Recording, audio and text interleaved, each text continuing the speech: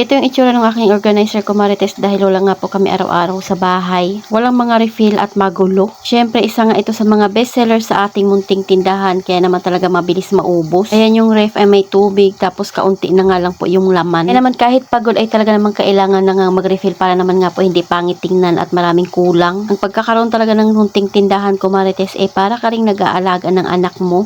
Para mapalaki mo siya ng maayos ay kailangan mo rin talaga bigyan ng panahon at oras iyan. Kailangan lang talaga at meron nga akong mga stock dito at kailangan na nga lang gupitin at i-refill. Importante nga na mag-refill ako, Kumarites, dahil si Kuya Sian nga po yung nagbabantay ng munting tindahan namin para kuha na lang siya ng kuha. Kasi madalas pag once na hindi yan makita doon sa kanyang pinagre-refillan ay sasabihin niya talagang wala. Lalo na nga pag nagse-cellphone. Palagi ko lang sa kanyang bilin pag may hihingi sa kanya ng pera ay wag siyang magbibigay. Kahit paanong sabihin, basta pera ang pag-uusapan ay wag siyang magtitiwala. May money detector nga rin po ako sa aking munting tindahan, Kumarites, para naman nga po pag may magbayad sa kanya ng medyo malaki ay kaya niyang i-detect. Lagi kong pinapaalala na pag malaki yung binabayad sa kanya ay i-detect niya muna kahit sabihin pang bago. Dahil sayang naman kung mapikian nga tayo ng pera tapos wala na nga yung puhunan wala pang tubo. Bilin ko nga rin sa kanya na bubuksan yung pera pag may magbayad na nakatupi or di kaya nakakulukot. Kasi baka mabayaran siya ng putol na pera kagaya dati, buti na nga lang at 20 pesos lang iyon. Sa panahon kasi ngayon marami din talaga manluluko or mga scammer. O kaya nila ma-attempt na kainin yung mga pinaghirapan ng ibang tao tapos in-scam lang nila. Kaya sa panahon ngayon, kailangan din talaga nating maging wais na. Ang laki talaga ng tulong ng mga organizer na to, Kumarites, sa aking munting tindahan dahil tingnan nyo naman ang ayos tingnan. Hindi na nga kung saan-saan nakalagay na lang yung mga paninda. Tapos makikita mo nga rin po kung ano na yung mga kulang dahil wala na nga pong laman yung mga lagayan nila. Pag naging okay na nga si Tyler ay tsaka ako mamili, Kumarites, dahil madami na nga rin pong kulang dito. Sa ngayon nga, ang kaya ko lang gawin muna ay yung mag-refill kung anong mayroong available na naka-stock dito sa amin. Siyempre at kailangan pa nga namin maglinis ng bahay, magluto ng ulam, lalo na nga ngayon ay kailangan nga kumain daw ng prutas at gulay, kaya kailangan ko rin talaga magluto maaga pa lang. Kaya na nga tumaas na yung platelets niya dahil meron na nga kaming papaya, meron na nga rin pong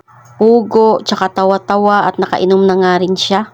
Pocari Sweat na nga rin po yung pinakatubig niya. Sabi din kasi ng doktor sa kanya na para tumaas nga yung platelets ay kailangan kumain ng prutas at gulay. Pag may sakit naman kasi talaga yung mga anak natin, abay talaga namang napakaarte kumain. Isipin mo yung isang piraso na siomay na lang, abay hirap na hirap pang kumain. Lugaw na nga lang yung pinapakain ko rin, abay nahihirapan pa. Kaya nung bumaba talaga ng gusto yung platelets niya, Kumarites, abay talaga namang kahit umiiyak na siya, pinapakain pa rin namin. Si Jowa pala yung nagpakain sa kanya dahil pagdating sa akin ay aartihan niya nga lang ako. Kailangan lang din talagang pilitin na kumain. Kaya dumami na nga rin talaga yung nakain niya nung gabi kasi naman pinilit na talaga namin siyang kumain ng gulay. Pero pag wala siyang sakit, Kumarites, ay kumakain din talaga siya ng gulay. Dahil hindi nga uso sa amin na mamili ng pagkain. Kung ano ngang nakain sa lamesa, ayun din nga rin po talaga dapat yung ulam nila. Kaya kahit saan mo sila dalhin, Kumarites, ay mapapakain mo sila ng mga pagkain. Pinugupit ko na nga po yung mga Nescafe stick dyan, Kumarites, buti na lang talaga bumila ko ng extra. Lagay ko nga po yung iba doon sa kapihan namin. Iba naman nga po ay dito sa tindahan. Pa naman mga stick dito sa tindahan, pero syempre kailangan nating dagdagan iyon. Pagkatapos kong mag-refill ay inayos ko naman nga po sa pagkakapwesto yung mga paninda. Makita nyo nga dyan ay gulo-gulo na tapos wala nga sa ayos. Nakaupo na nga ako dito sa aming munting tindahan ay diretsyo na rin talaga ako pag-aayos ng mga display. Titingnan kung ano na nga yung mga kulang. After ko mag-refill, Kumarites, ito na nga po yung itsura ng aking munting tindahan at talaga namang maganda ng tingnan itong aking organizer. O diba mas kaaya-aya siyang tingnan pag ganyang puno nga po yung kanilang mga lagayan. Dito naman nga po ako sa mga napkin, Kumarites, tingnan nyo naman at gulo-gulo tapos yung wala na nga mga laman ay naka-display pa. Kaya kailangang ayusin at tanggalin na nga yung mga nakalagay dyan na walang laman. So pag ganitong mga promo ay kailangan talagang mag-restock kahit meron pa para naman nga po hindi masayang yung pinakatubo niyan. O diba pag may tindahan ka, akala mo lagi kang naglalaro ng puzzle. Kailangan mong hanapan ng lugar kung saan sila kasya. Tapos ko rin naman kaagad, Kumarites, itong aking ginagawa. Kaya naman ito na nga rin po yung pinaka-itsura niya. So, ayan lang muna, Kumarites. Salamat sa panonood. Follow for more. God bless us. At sana i-share nyo na nga rin po itong aking video.